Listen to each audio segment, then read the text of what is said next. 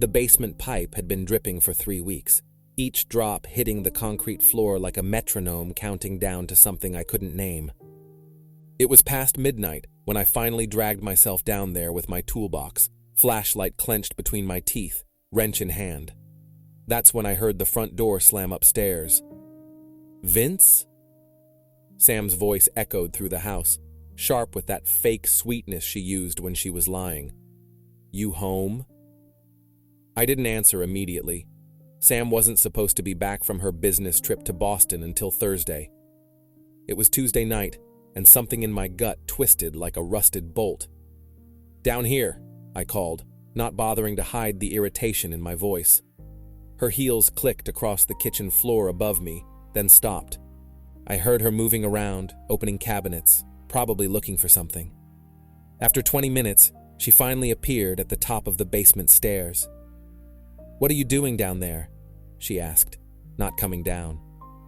"Fixing the pipe you've been complaining about for 3 weeks. I tightened the fitting with more force than necessary. Thought you were in Boston until Thursday. Trip got canceled. Client changed their mind." I looked up at her silhouetted against the kitchen light. Sam was still in her business suit, the expensive navy one she wore to important meetings. Her blonde hair was perfect, not a strand out of place despite supposedly driving 4 hours from Boston. Her makeup was fresh. "Where's my phone, Vince?" "I can't find it anywhere." "On the roof." She laughed that nervous laugh she did when she thought I was joking. "Very funny. Seriously, where is it?" I stood up, wiping my hands on an old rag. "I'm not joking, Sam. It's on the roof. Threw it up there around 6 o'clock. Her face went white. "You what? Why would you do that?" "Same reason I changed all the passwords to our accounts. Same reason I had Jean tow your car. Same reason your stuff is packed in boxes by the front door."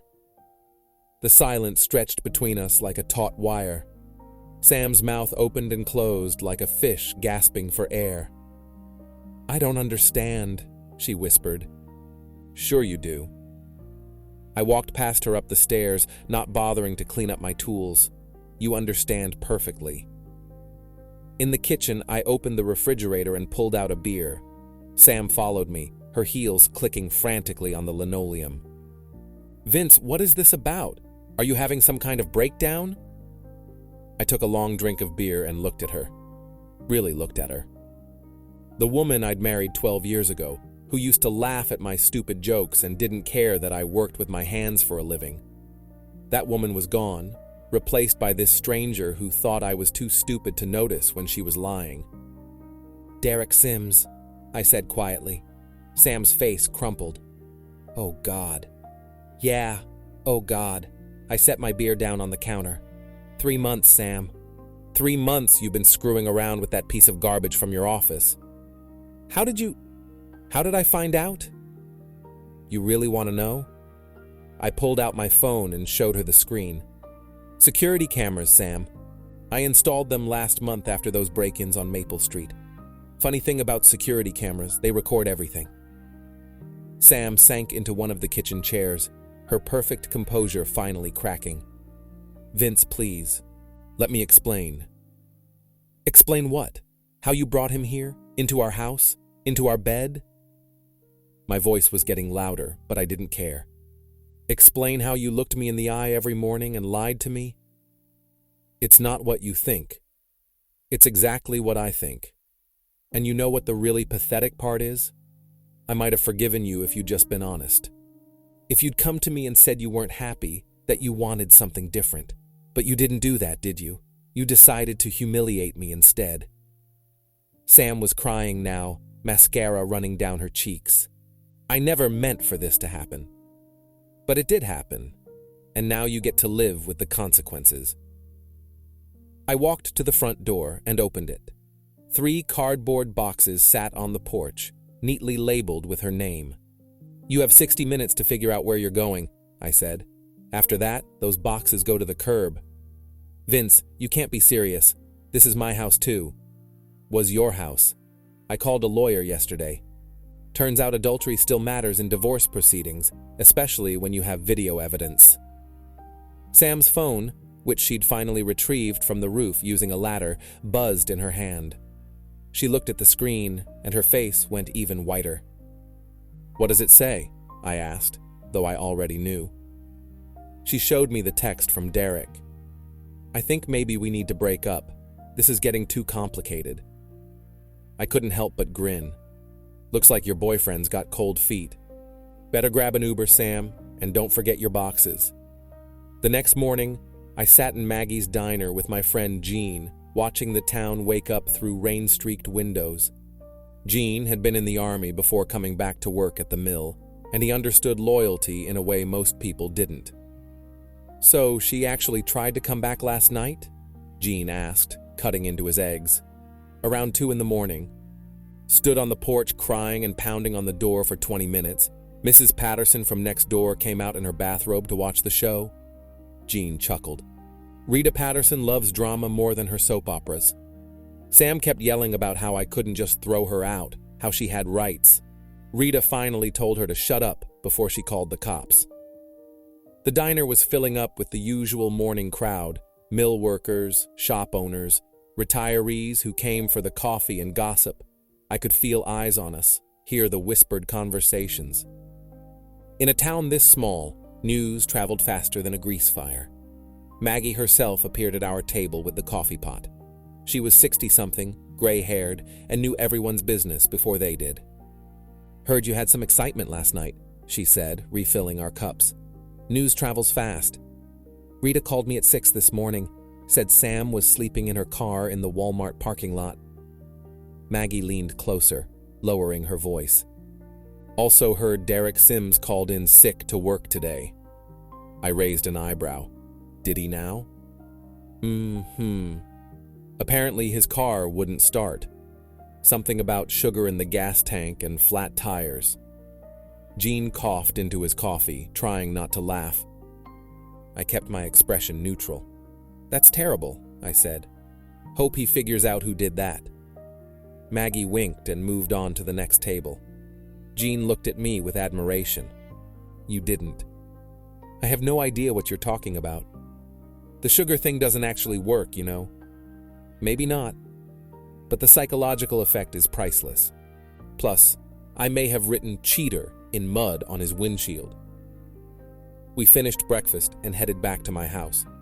I had work to do, a kitchen renovation for the Hendersons that I'd been putting off.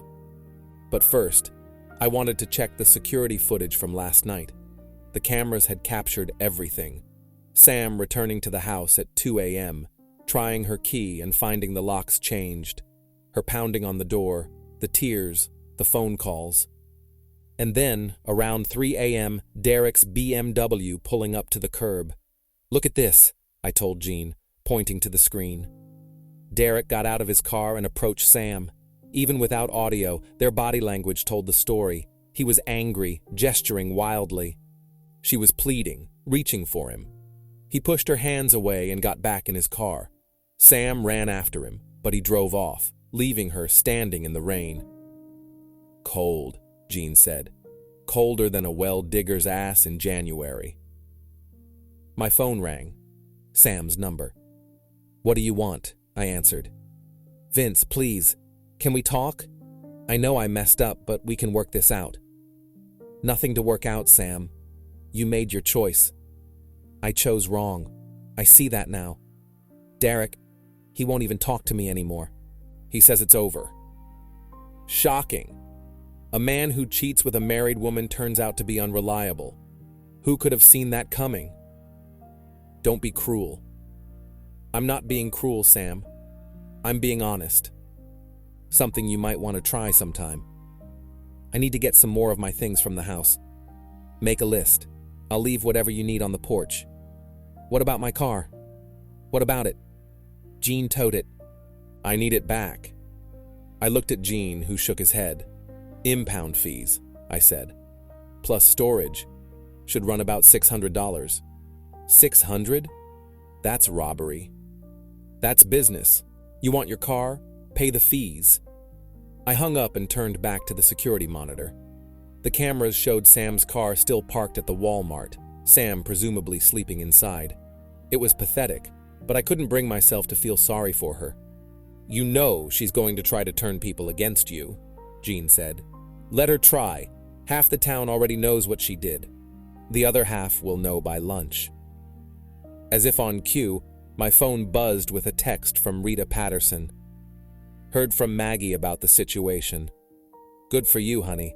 That girl never deserved you anyway." By Thursday, the whole town was talking.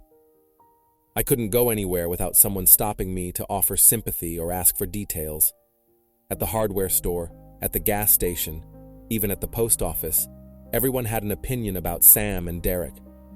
The funny thing was, most people were on my side. Sam had never been popular in town. She'd made it clear she thought she was better than everyone else, with her college degree and her corporate job. People remembered that, and they didn't appreciate being looked down on. Derek was even less popular. He'd grown up here but left for college and came back acting like he was doing the town a favor. He drove a BMW, wore expensive suits, and hit on every woman under 40. The fact that he was willing to break up a marriage just confirmed what most people already thought about him. I was replacing a bathroom faucet for Mrs. Chen when she brought up the subject. "That wife of yours," she said, shaking her head. "Always thought she was too good for the rest of us." "She's not my wife anymore, Mrs. Chen. Or won't be soon. Good riddance, you're better off without her." It was the same everywhere I went. The sympathy was nice, but it wasn't enough. I wanted more than just the town's approval. I wanted Sam and Derek to understand what they'd cost me, not just my marriage, but my trust, my peace of mind, my faith in the person I'd thought I knew better than anyone. That's when I decided to take things up a notch. Duke Doyle had been a cop for 30 years before retiring and starting a private investigation business. He mostly did insurance fraud cases and background checks, but he owed me a favor from when I'd renovated his kitchen for free. "I need you to dig up everything you can on Derek Sims," I told him over lunch at Maggie's. "What kind of everything? Financial records, employment history, personal relationships, anything that might be useful?" Duke raised an eyebrow. "This about your wife?" "Ex-wife. And yeah, it's about her. But mostly it's about him. You planning to do anything illegal with this information?" "Nothing illegal, but I can't promise it'll be nice." Duke grinned. "Give me a week." While I waited for Duke's report, I kept myself busy with work and planning. The security cameras had given me hours of footage of Sam and Derek together, but I needed more than just evidence of the affair. I needed leverage. That's when Sam made her first real mistake. She called me Friday evening, drunk and crying. "Vince, I'm so sorry. I know I hurt you, but I'm hurting too. Derek won't see me, won't take my calls. I lost my best friend, my marriage, everything. You didn't lose anything, Sam. You threw it away. I want to come home. You don't have a home here anymore. Please, I'll do anything. I'll quit my job, we can move somewhere else, start over." "It's too late for that." "It's not too late. We can go to counseling, work through this." I almost felt sorry for her. Almost. "Sam, let me ask you something. When you were screwing Derek in our bed, did you think about me at all? Did you wonder how I'd feel if I found out?" Silence. "Did you laugh about it? Did you and Derek joke about what a fool I was?" "No, Vince. It wasn't like that." "Then what was it like? Help me understand how you justified it." I don't know. I felt trapped, like my life wasn't going anywhere. Derek made me feel important, special. And I didn't? You did, but it was different. You knew me too well. There was no mystery, no excitement. So you decided to find excitement by betraying everything we built together. I made a mistake. No, Sam. A mistake is forgetting to pick up milk at the store. What you did was a choice, a series of choices made over months to lie to me and humiliate me. She was sobbing now, but I felt nothing. The woman I'd loved was gone. replaced by this stranger who'd destroyed our life together for a few moments of excitement. "I have to go," I said. "Don't call me again unless it's about the divorce." I hung up and poured myself a whiskey. Outside, it was starting to rain again, the drops hitting the window like tears I refused to shed. Duke's report arrived the following Tuesday, and it was better than I'd hoped. Derek Sims wasn't just a cheater, he was a fraud. He'd been inflating his sales numbers for months, skimming money from client accounts, and using company resources for personal expenses. He'd also been involved with at least 2 other married women in the past year. But the real gold mine was what Duke had found about Sam's job. She'd been using company time and resources to conduct her affair, meeting Derek during work hours, using the company credit card for hotel rooms, even having intimacy in her office after hours. "This is enough to get them both fired," Duke said, sliding the folder across the table. "Fired isn't enough." "What did you have in mind?" I told him my plan. Duke whistled low. "That's cold, Vince. Effective, but cold." They earned it. The setup took 3 days. I had to coordinate with several people, make sure everyone was in the right place at the right time. The abandoned textile factory on the edge of town was perfect, big enough for a crowd, isolated enough for privacy, and symbolic enough to make a point. I sent identical texts to Sam and Derek. "Meet me at the old mill Friday at 6 p.m. Come alone. We need to talk." Neither of them responded, but I knew they'd come. They were both desperate enough to grasp at any chance to salvage their situations. Friday evening, I arrived early with Jean and Duke. We set up the equipment: speakers, a projector, folding chairs. By 5:45, cars were pulling into the parking lot. Word had spread through town like wildfire. Half the population seemed to be there, including Sam's boss from the corporate office. Sam arrived first, looking haggard and desperate. She'd been staying at a motel outside town, and it showed. Her clothes were wrinkled, her hair unwashed, her makeup smeared. "Vince, thank God. I was hoping—" She stopped when she saw the crowd. "What is this?" "This is your reckoning, Sam." Derek's BMW pulled up a few minutes later. He got out slowly, looking around nervously at all the faces watching him. "What the hell is going on here?" he demanded. "Justice," I said. I walked to the center of the space and turned on the microphone. The crowd quieted. "Ladies and gentlemen, thank you for coming. I know some of you are here out of curiosity, some out of friendship, and some because you believe in accountability. Tonight is about all 3. I nodded to Jean, who started the projector. The first image appeared on the makeshift screen, a photo of Sam and Derek in her office, taken by the security camera she didn't know existed. Sam gasped. Derek started toward me, but Jean stepped in his way.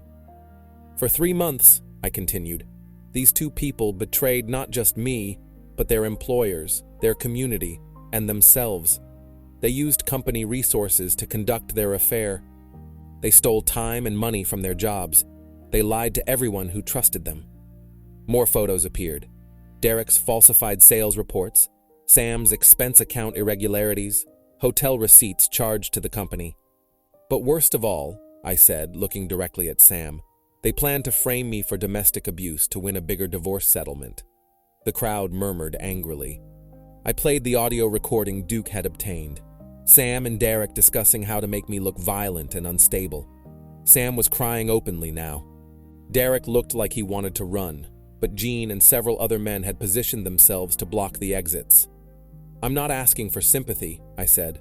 "I'm asking for justice. These people destroyed my marriage, my trust, and my peace of mind. They deserve to face the consequences of their actions." Sam's boss stood up. "Ms. Harper, Mr. Sims, you're both terminated, effective immediately. Security will escort you from the premises Monday morning to collect your personal items." The crowd began to disperse, but not before everyone had gotten a good look at Sam and Derek. The humiliation was complete. Derek tried one last desperate move, lunging at me with his fists. I sidestepped easily, and he stumbled into a puddle, soaking his expensive suit. The few remaining spectators laughed. "Trip's canceled, Derek," I said, echoing Sam's favorite phrase. "And so are you." As I walked away, leaving Sam and Derek standing in the rain among the ruins of their reputations, I felt something I hadn't experienced in months: peace. The score was settled, justice was served,